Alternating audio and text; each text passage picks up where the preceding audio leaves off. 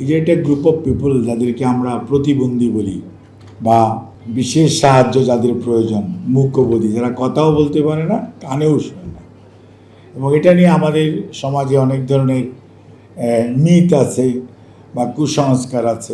আমরা অনেকে হয়তো বুঝিও না এটার চিকিৎসা কোথায় হবে, চিকিৎসা আছে কি না, এবং যথাযথভাবে আমরা অ্যাপ্রোচও করি না। কাজে আপনাদের মাধ্যমে এটা যে ডাক্তারকে দেখানো উচিত, এবং ডাক্তারকে দেখালে যেটা চিকিৎসা করলে একদম সম্পূর্ণভাবে ভালো হয়ে যাওয়ার সম্ভাবনা অনেক ক্ষেত্রেই বেশি, সেই ক্ষেত্রে এই প্রচারণাটা কিন্তু আপনাদের মাধ্যমে সবচেয়ে বেশি হতে পারে।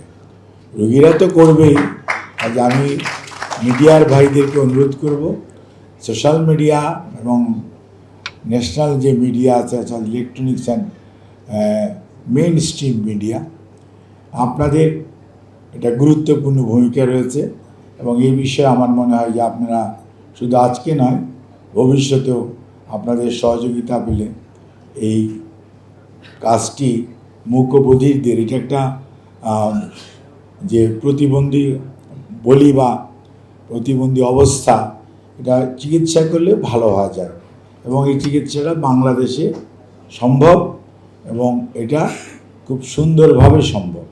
এই জিনিসটার জন্য আমি আপনাদের সাহায্য চাই এবং আপনাদেরকে বিশেষভাবে অনুরোধ করি। আর আজকে যেহেতু যা বিশ্ব হেড নেক ক্যান্সার দিবস, এবং সেইটার জন্য আলতাফ এবং মিঠুদের বা ইএনটি ইনস্টিটিউটের আয়োজন, তাদেরকেও ধন্যবাদ জানাই।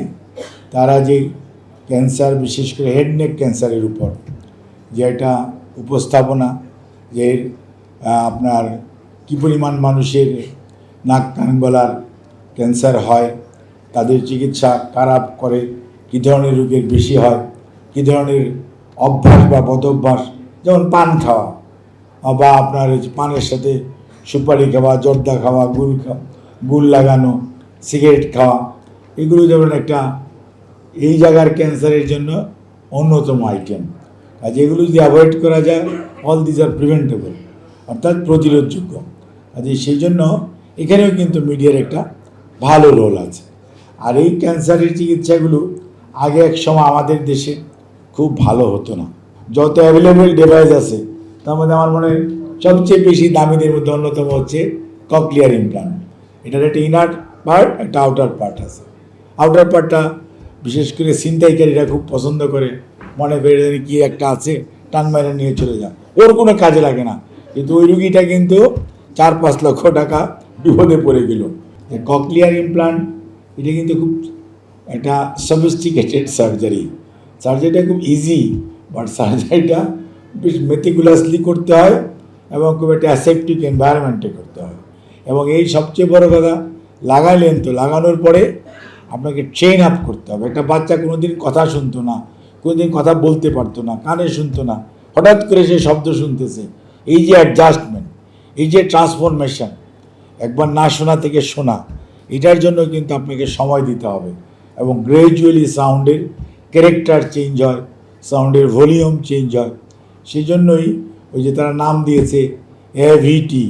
এভিটিতে কী হলো, অডিও মানে কানে শোনা, ভার্বাল মুখে বলা, এটা আবার থেরাপি, টি মানে থেরাপি। এখন এই সেন্টার আবার দরকার, কারণ এটি যদি গ্র্যাজুয়ালি বাচ্চার, বিশেষ করে মাকে এই ব্যাপারে শিক্ষিত না করা যায়, তাহলে আউটার যে ইনস্ট্রুমেন্টটা ওটার যত্ন নেওয়া যাবে না।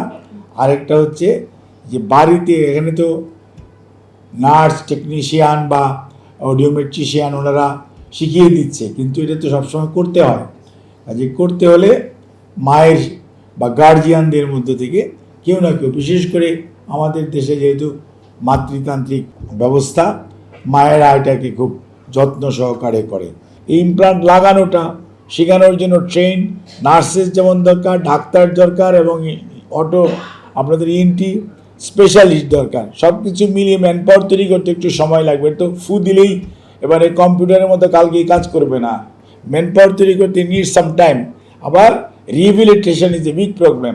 সে রিহেবিলিটেট করতে হলে পুনর্বাসনের জন্য আপনার ওই এভিটি যে সেন্টার, সেটাও বানাইতে হবে। কাজেই একটা মোটামুটি একটা 3 মাস বা 6 মাসের একটা প্রোগ্রাম করেন। ইয়েস, আমরা 6 মান্থের মধ্যে এই ম্যান পাওয়ারগুলি তৈরি করব। তৈরি করার পরবর্তীতে আমরা আগামী জুনের মধ্যে ইনশাল্লাহ আরও 4টার মধ্যে স্টার্ট করব। তার পরবর্তীতে 28 ডিসেম্বরের মধ্যে দেখা যাবে যে বাংলাদেশের 13টা সেন্টারেই ককলিয়ার ইমপ্লান্ট হচ্ছে। তারপরে আপনারা যেটা বলছেন অডিওমেট্রিক, হিয়ারিংয়ের তো কোনো সমস্যাই নাই, এটা তো ইট ইজ সো ইজি। এবং এটার জন্য আমরা প্রত্যেক হসপিটালকে সমাজ কল্যাণ থেকে কিন্তু আমরা টাকা বরাদ্দ করা আছে। আরেকটা বলছেন যে ক্যান্সার আপনারা টোটাল লেরিঙ্গেক্টমি করছেন, অর্থাৎ ও যেটা আর কি মানে আমার মিঠু আবার বাংলা খুব কঠিনভাবে বলে যে সরবাক্স, এই সরবাক্স তো আর কেউ বুঝবে না, কথা দেশে কথা বলতে না পারে, এই যে আমি কথা বলতেছি, অর্থাৎ ভোকাল কর্ড সব কেটে ফেলে দিলে আমি আর কথা বলতে পারবো না।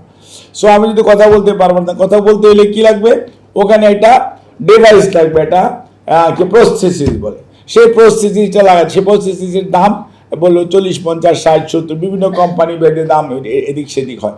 বাট সেটা লাগিয়ে দিলে যদি একটা লোক কথা বলতে পারে তাহলে আপনার এই যে satisfaction, this is something different. কাজেই এগুলো তো সত্যিকার অর্থে উদ্যোগের অভাব এবং উদ্যোগ না নেওয়ার একটা এক ধরনের মানসিকতার অভাব। কাজে এগুলো কোনো সমস্যাই না, just you come forward with the proposal. Definitely আমাদের বর্তমান সরকার মাননীয় প্রধানমন্ত্রী জনাব তারেক রহমানের নেতৃত্বে আমরা উই আর কমিটেড যে আমাদের সরকার কাউকে, সে যে ধরনের, যে সমাজের, যে সোসাইটির যে কর্নারেই থাকুক না কেন, যে ব্যাধি তার থাকুক না, কোনো রোগী তার চিকিৎসা হবে না, এটা বাংলাদেশে হবে না ইনশাআল্লাহ। এবং তার চিকিৎসাও যেমন হবে, তাকে পুনর্বাসনের জন্য যা যা করা দরকার, বর্তমান প্রধানমন্ত্রীর যে অন্তর্ভুক্তিমূলক মানবিক বাংলাদেশ গড়ার যে অঙ্গীকার, সেইটা আমরা আপনাদের সহযোগিতা চাই। শুধুমাত্র আপনারা প্রস্তাবনা নিয়ে এবং এটা বাস্তবায়নের প্রক্রিয়া নিয়ে আপনারা এগিয়ে আসেন।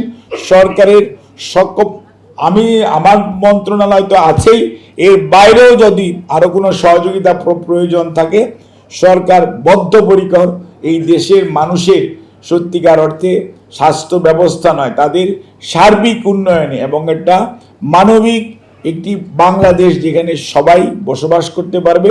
এবং এই যে ছোট ছোট বাচ্চারা যাদেরকে আজকে আমরা দেখলাম, এদের জন্য বসবাসযোগ্য একটা সুন্দর আবাসস্থল তৈরি করে, এটা আমাদের সবার নৈতিক দায়িত্ব। বর্তমান সরকার খালি কনজেনিটাল হার্ট ডিজিজ সেটার জন্য আমরা কন্ট্রিবিউট করি, আমরা সিরোটিক লিভার ডিজিজ আমরা সেটাকে সাপোর্ট করি, আবার একটা এটিআই বা সিকেডির পেশেন্ট আমরা সেটাকে সাপোর্ট করি, যে কোনো ধরনের মেলিগনেন্সিকে আমরা সাপোর্ট করি, যে কোনো ধরনের আপনার কি বলছে ব্লাড ডিসঅর্ডার, যে কোনো ধরনের ব্লাড ডিসঅর্ডারগুলো আছে, থ্যালাসিমিয়া থেকে শুরু করে যত ধরনের ডিসঅর্ডার আছে আমরা সেগুলোকে সাপোর্ট করি। ইভেন আমরা এখন ভ্যালভুলার হার্ট ডিজিজ পর্যন্ত এই বছর থেকে আমরা সাপোর্ট করছি। কাজেই আমরা চাইব যে বর্তমান সরকারের জনাব তারেক রহমানের নেতৃত্বে আমাদের যে কমিটমেন্ট, আমরা এই কমিটমেন্ট ফুলফিল করতে হলে আমরা একা একা পারবো না, আমাদের দরকার আপনাদের সবার অংশগ্রহণ এবং সহযোগিতা। সেই জন্য আপনাদের সবার সহযোগিতা চেয়ে আসুন, আমরা সবাই একসাথে কাজ করলে আপনাদের এই যে ছোট ছোট সমস্যা, এই কোনো সমস্যা ইনশাআল্লাহ সমস্যা থাকবে না।